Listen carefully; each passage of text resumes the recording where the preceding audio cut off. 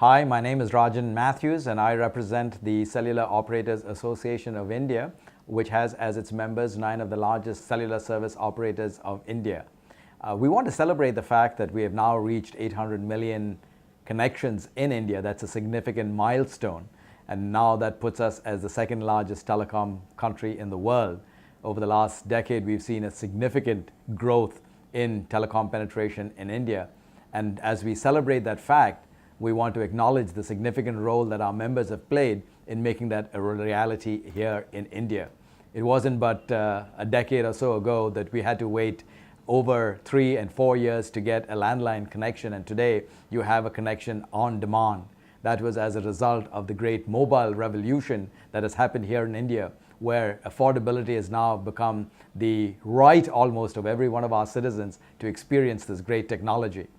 When you look worldwide, we acknowledge that the contribution of the telecom market along with the IT industry has contributed about 1% at present of the total CO2 emissions into the atmosphere. As we look forward into 2020, we expect that that will probably go to about 1.5%. In India, that is no different. We presently contribute about 1%, and we expect that that will possibly move up to 1.5%. But in the overall perspective, that's still extremely low numbers. There are other industries that are also working very hard to ensure that that larger percentage which they contribute towards is also going to be reduced. But let me say this one thing in terms of the cellular industry, is this growth that has happened in India has come at a bit of a cost in terms of what we contribute towards environmental protection and the energy that we use.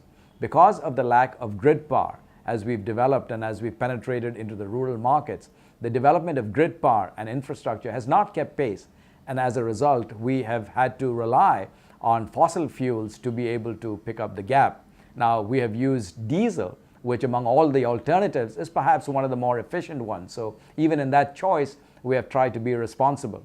Now, as we go forward, we are committed to continue to reduce our commitment to the use of fossil fuels. And so there are many things that the industry is doing. Already, over 2,000 of our towers have been converted over to solar power, in addition to battery power that we are using. So we are well on our way to continue to address this issue of dependence on diesel fuel. But again, let's come to the crux of the issue, where we need the government to work with us to be able to enhance grid power and the use of that, because we believe that's the most efficient and the cleanest way to address the issue of the ongoing dependency of this industry on the use of fossil fuels. So we have undertaken the use of geothermal sources. Solar, wind is something that we are experimenting with, and we hope that the contribution of all of these alternative sources will continue to move the industry in the direction of reducing our footprint from the already low